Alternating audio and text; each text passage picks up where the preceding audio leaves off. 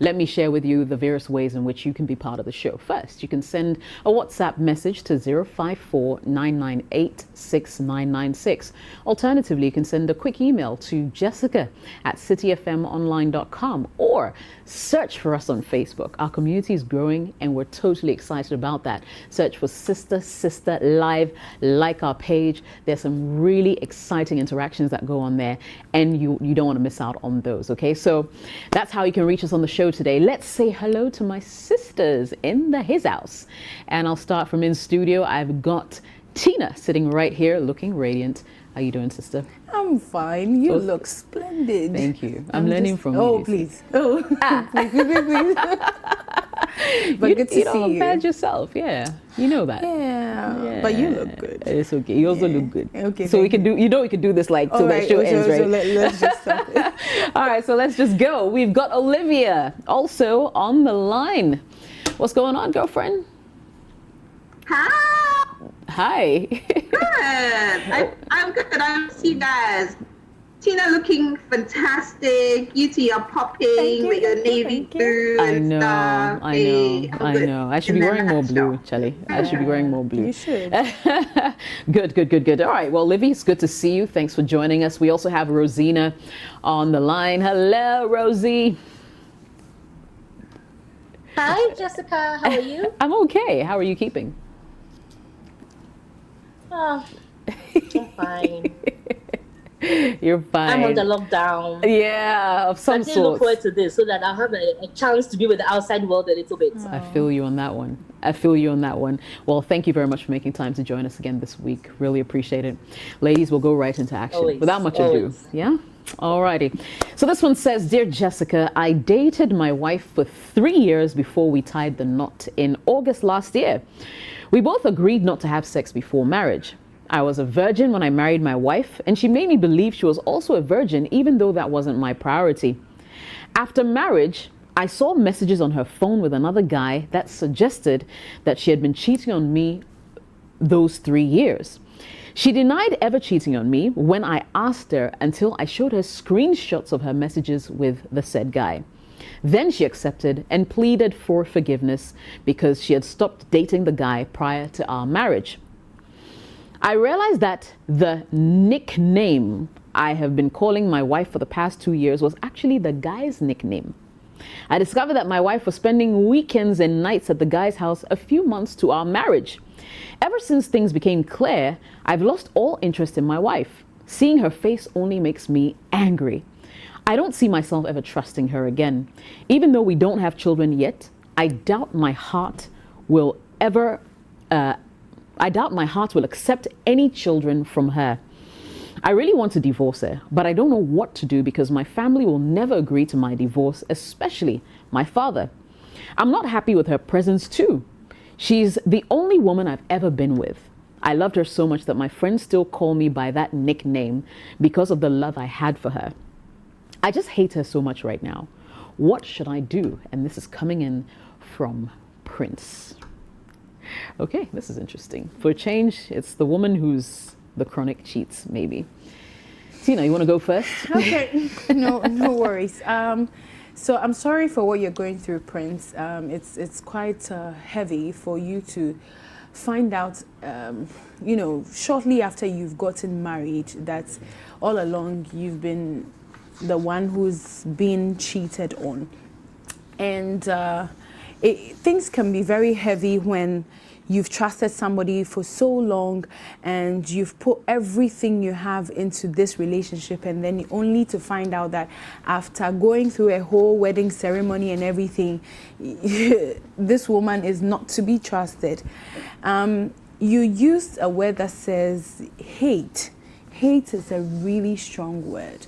And for you to say that, it means that you are at a point where you haven't really come to terms with what has happened. You keep on thinking, because you just found out. So you keep on thinking, so all this while, it keeps hitting you in different ways. And every time you see her, it's just like, really? All this while, this is what you've been doing to me. It's quite difficult, because if you were going to get married and you found out just before getting married, you can walk out of the relationship and say that, and right now you are considering divorce. I mean, divorce is the easier option, and it's actually, for the word that you use, hate, is actually the option to take. But the thing is, you won't be granted a divorce that easily since you just got married. You would be asked to use better channels before you resort to divorce. Right. And that will be reconciliation, separation, and all that. So yes, not forget about your family.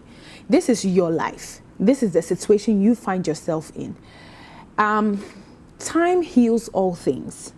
But because you are still in the same space with this woman and you haven't still reconciled everything that has happened, I think what I will advise is for you to separate yourself. Take time off. Take some few days or few weeks or few months off. Go to another place. Don't stay in the same space. Now go through the whole process. Think about what you want to do thoroughly and come to a decision, because you haven't had time to really process what's happening. So process it, take your options, come back to the drawing board and see what you want to do. Okay. Because time will make things clearer for you. Yeah. All right, Olivia, let's see what you have to say about this one. I mean, they dated for 3 years before they got married. We need to find out there was someone in the picture at some point. Yeah. I mean, Tina hit the nail right on the head when she, went back to the guy's words regarding hate. The fact that he just hates her right now. He doesn't want to have anything to do with her. And it's sad. A new marriage on rocks like that just because of trust. And trust is very important in every marriage. And he feels really, really bad. And I feel so bad for him. And, when he was suspecting and he confronted her the first time, had she admitted it, it wouldn't have felt as terrible as him having evidence and, putting her to it and saying that, hey, Masa, this is what I saw. So he's probably sitting back and asking himself, for how long would you have lied to me? And it takes me back to when my husband and I started dating, and he had come out from a very terrible relationship. And he said to me, one thing that he hates in his life is lies. So I've been brought up to speak the truth no matter what. I'm such a terrible liar. It's not even funny. And I'm happy that I'm not a liar. But my point is, every foundation, every relationship, the foundation is trust. You should be able to look your partner in the eyes and know that, what they're telling me is the truth. Their yes is their yes and their no is their no. So he's broken. And Tina couldn't have said it any better. The easiest option is to get divorced, but you're not going to get it easy. They're just not going to let you off the hook like that. Definitely something about this woman attracted you to her. And she said she's very sorry. She's apologized, okay? I know that you're not in the right frame of mind, or your heart doesn't even feel like you want to forgive her right now. But for now, all I can say is give it time. Give it time. Give yourself space away from her. Sit back, reflect, and decide exactly what you want. I don't want to call it a lost case, and it's going to be hard. Trusting someone like this is going to be hard. But bottom line is, the love that you used to feel for her enough, to be able to forgive her, considering that she's asked for forgiveness. And what do you ultimately want? Do you have a bit of love in your heart to make the relationship work? Are you ready to forgive her and move on? Those are the serious questions you want to ask. Or if you don't want the relationship anymore, well, just know that divorce, like you said, you're looking at, it's an option, but it's not going to come in easy. So I'm sorry I couldn't be of as much help to you, but I hope that you take some time, sit back, reflect, and decide exactly what you want, and know that it's not any which way you choose, it's not going to be easy. whether you decide to go on the divorce route or not, it's still not going to be easy. But I wish that you could go back to the love that you feel for her and see if you can make it work. All right, Rosina, I'd like you to come in on this one. I mean, does it matter that, at least with what he's discovered, he realized that she was cheating before they got married, and perhaps, you know, since they tied the knot, that's not happening. Should it count at all in his final decision making? Ideally, yes, it should count.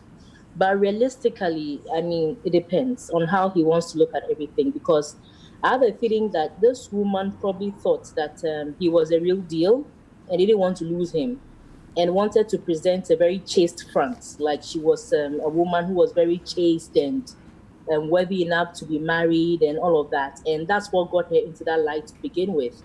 And I don't know why a lot of women feel that they need to present themselves as something they are not, just because they want to get the Mrs. certificate. And this is how it gets to bite you in the end, because then you are presenting something that you're clearly not. And I think it's very hurtful, because over the past 3 years, and we're looking at 36 months, you have denied this man of any form of intimacy.